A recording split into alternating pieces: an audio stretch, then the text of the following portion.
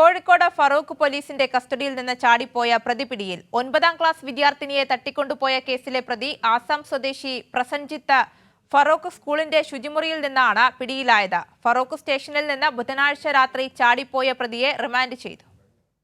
ഫറൂഖ് പോലീസിന്റെ കസ്റ്റഡിയിൽ നിന്ന് കൈവിലങ്ങുമായി ചാടിപ്പോയ പ്രതിക്കായി രാത്രി നടത്തിയ വ്യാപക തെരച്ചിലാണ് പ്രസൻജിത്ത് പിടിയിലായത്.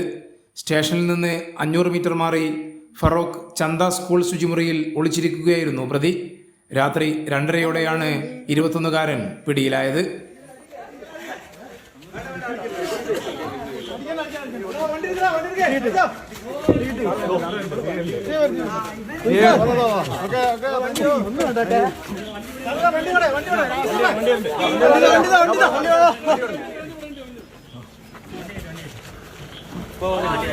കോടതിയിൽ ഹാജരാക്കാനിരിക്കെ രാത്രി 7:30യോടെയാണ് ഇയാൾ ചാടിപ്പോയത്.